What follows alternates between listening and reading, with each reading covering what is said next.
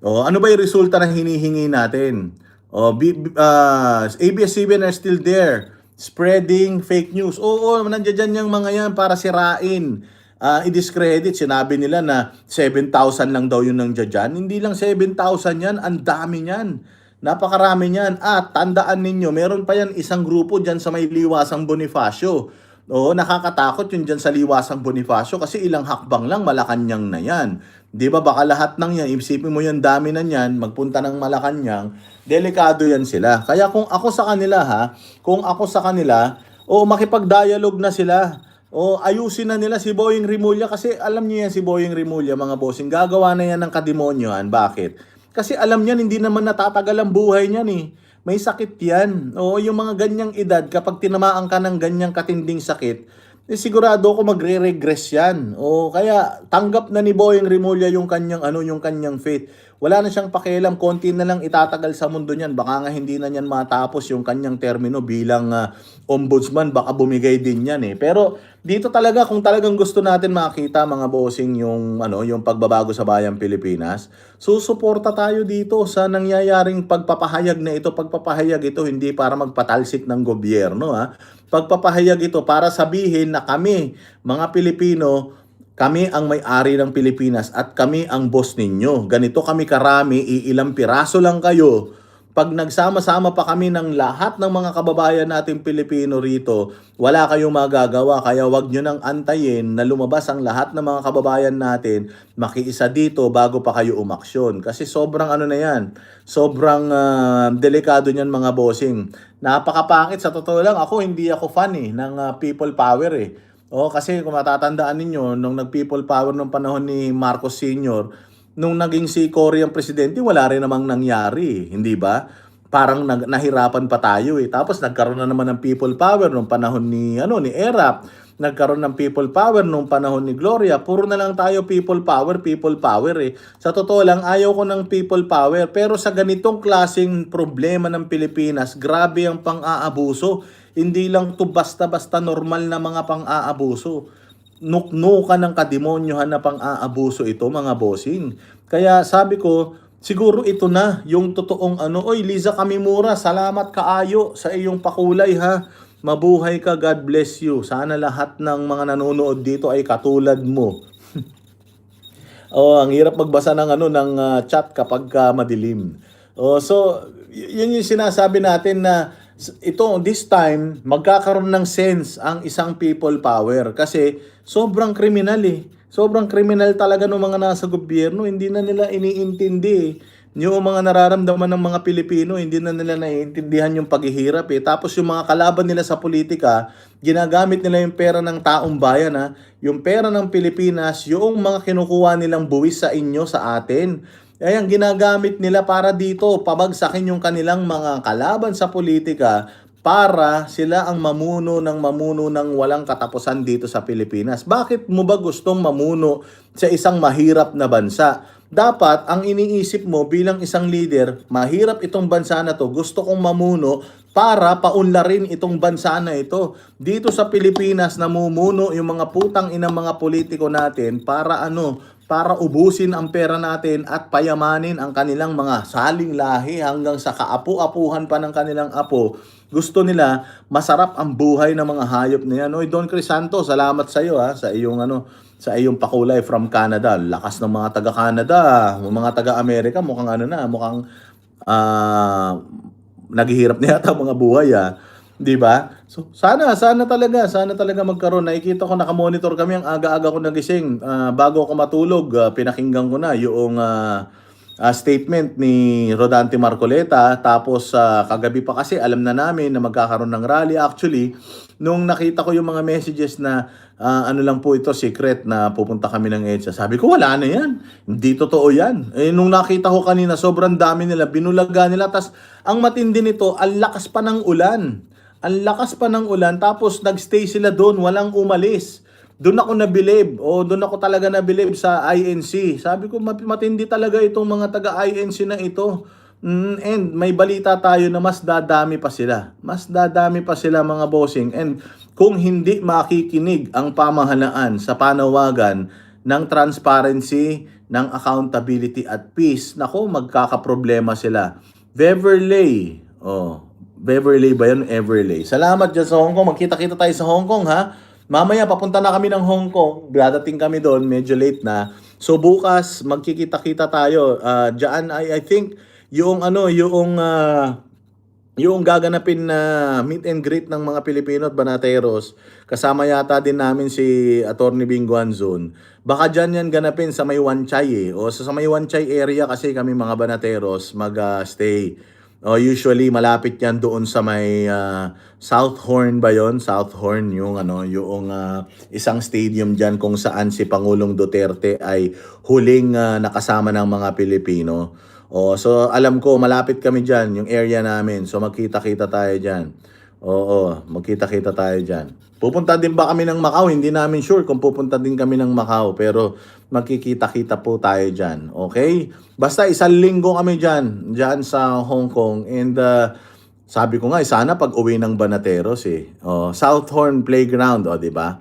Diyan ba yung yung meet and greet sa Wan Chai South Horn? Basta diyan kami kasi sa may bandang Wan Chai area. So, diyan kami maglalagalag. See you all in Hong Kong. Magano tayo, malay mo naman.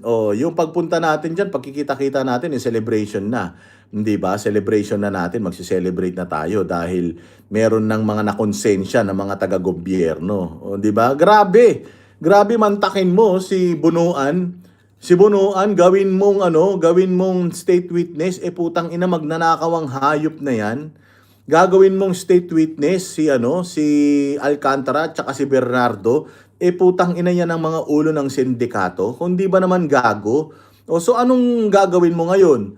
Kung si Bunuan ay hindi mastermind, guilty, sino ang guilty? Bakit si Martin Romualdez hindi pa kinakasuhan? Bakit si Bongbong Marcos hindi pa kinakasuhan ng ombudsman? Sabi ko nga sa'yo, kahit na si Martin Romualdez lang puro statement, puro yak-yak at putang ina nito si ombudsman Pero hanggang ngayon di pa nagsasampa ng kaso kay Martin Romualdez. Bakit? Bakit kay Jinggoy nakapagsampa na ng kaso? So ibig mo sabihin most guilty si Jinggoy versus Bunuan? Si Bunuan ang nagmamanage ng pera ng DPWH. Si Bunuan ang binibigyan ng pera ng DBM. Kanino ba under ang DBM? Ang DBM under yan sa presidente. Magre-release ang DBM ng pera. Siyempre, pirmado ng presidente yan. Kanino magre-release ng pera ang DBM? Siyempre, magre-release yan sa head ng DPWH. Tapos yung head ng DPWH sa si Bunuan, i-activate yung mga sindikato diyan sa DPWH para mamili ng mga projects na ipaprioritize nila. Tapos hihingan nila ng kickback etong mga politiko na ito. Ganun ang kaganapan diyan. Tapos mantakin mo yung sindikato ng DPWH, sila ngayon ang parang bida, sila ngayon ang gagawin ng mga state witness at magtuturo ng kung sino-sinong mga tao na kalaban nitong putang ng administrasyon na ito. Tapos kakasuhan automatic ng ombudsman. Automatic yung kaso Si Rodante Marcoleta, wala siyang pera ng taong bayan na winaldas. Ang issue nila is yung campaign funds na tinanggap niya, campaign funds. Ibig sabihin, election-related yung kanyang kaso. So kung election-related, dapat ang dumidinig niyan, COMELEC. If-final na yan sa COMELEC, yung COMELEC nag-rule na walang pananagutan si Rodante Marcoleta. Buti sana kung ang kinuha ni Rodante Marcoleta pera ng taong bayan para gamitin niya sa kampanya. Hindi naman So anong planderos doon? Nasaan ang plunder doon? So harap-harapan, tinatarantado tayo netong ombudsman. Harap-harapan, ginagago tayo netong mga taga-gobyerno. Papayag ba tayo na ganun-ganunin? Kasi tingnan ninyo kung kaya nilang gawin yan. Kay Pangulong Duterte, kay Senator Bato, kay Bongo, kaya nilang gawin yan sa KOJC, kay Pastor Kibuloy na nakatulong ng malaki sa bayang Pilipinas. Kaya nilang gawin yan dito sa INC. Lalong-lalo sa'yo, kayang-kaya nilang gawin yan sa'yo. Kaya nga kaming mga Banateros, mga bosses, mga boss natin, kaming mga Banateros, putya kahit punong-puno kami ng kaso. Talagang hindi kami humihinto, hindi kami nagpapatakot. Hindi ba? Kaya ilan na ang naging kaso ko? Ilan na ang naging kaso ko kay Torre? Dalawa na naging kaso ko kay Torre. Tapos nagkaroon pa ako ng kaso ngayon dito kay Trillanes kahit na hindi naman ako involved doon sa interview ng 18 Marines dati. Pero hinaharap natin, hindi ba? Nagpunta tayo sa DOJ, humarap tayo, sumasagot tayo, kumuha tayo ng mga abogado para tumulong sa atin sa kaso. Kahit na maliit na tao lang tayo, may boses tayo. Imaginein mo kung ako bilang isang Pilipino, may makumbinsi ako na kapwa ako Pilipino na 1 milyon, 2 milyon, 3 milyon, yung boses na ako pagka isinigaw din nung milyon-milyon na mga Pilipino, malakas yun. Sigurado maririnig yan. Maririnig yan ng mga ng mga taga-gobyerno natin. Oo. 'Di ba? Don Crisanto, maraming salamat sa iyo ulit ha. Mabuhay ka. So talagang yan. Talagang na-excite tayo dito at tingnan natin kung papaano i-address ng gobyerno ito because if they will not do anything, I think Iglesia ni Cristo should stand their ground. If nothing will happen today, wala na. Ang pag-asa na lang talaga natin is 2028. Pero at least man lang makita ng gobyerno how powerful ang mga tao lalo na kapag ka nagsama-sama. Pag nagsama-sama tayo, marami tayo, sigurado tayo kapag isa lang ang sinisigaw natin, sigurado tayo na makikinig sa atin yung mga yan, maririnig tayo ng mga yan. Ngayon, itong rally na ito, exclusive ba ito sa Iglesia ni Cristo? Hindi. Kung ikaw ay isang Pilipino, ninakawang ka ng mga taga-gobyerno, nagsinungaling sa'yo yung mga politiko na sinuportahan mo, ninanakaw ang buwis, pahirap na hirap ang buhay mo. Oo, si Beverly Sabiona, salamat sa'yo ha. Kapag yung anak mo hirap na kapag araw-araw wala kang nakikitang pagbabago sa bayang Pilipinas, it's about time na sumigaw ka. Apektado ka. Akala mo lang siguro dahil masarap ang buhay mo, nakakakain ka 3 beses ang araw, nakakapasyal-pasyal ka. Akala mo lang siguro hindi ka apektado, pero apektado ka. Kasi hindi lang naman ikaw sa pamilya mo yung masarap ang buhay, baka yung ilan sa mga pamilya mo, hirap na yung buhay. So wag mo nang gawin para sa sarili mo. Gawin mo na lang para sa mga mahal mo sa buhay. Gawin mo na lang para dun sa mga nangangailangan mong mga mahal sa buhay. Tayo kasi, kaya na natin yung sarili natin eh. Pero kung doon na lang tayo pipirme, hindi na tayo magsasalita, hindi na tayo magrereklamo, walang mangyayari talaga mga bossing sa ipinaglalaban natin. Kami ang boses ng masa, hindi natatakot. Katotohanan lang, di kami nalulunod. Walang bahid ng sismis, lahat ay totoo. Kahit sino ka pa, pag mali ka babanatan ka. Walang pinipili kulay, wala kaming kinikilingan. Basta para sa bayan, kami lalaban. Pagdama palakpakan, pag mali banatan, di matitinag, di matatakot. Para sa bayan, tuloy ang sigaw. Sa harap ng kamera, walang halong takot. Mga baluktot, lahat kayo'y tutumba. Ang hustisya at totoo, yun lang ang mahalaga. Kahit sinong harang, di kami matitinag. Walang pinipiling kulay, wala kaming kinikilingan.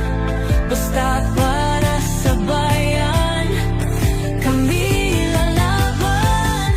Pag tama palakpakan, pag mali banatan, di matitinag, di matatakot. Para sa bayan, tuloy ang sigaw. Kung nasa tama ka, ikaw ay aming kasama. Pero pag mali ka, handa ka na bang mabasag? Banateros kami, walang inuurungan. Dahil bayan muna, bago ang sarili.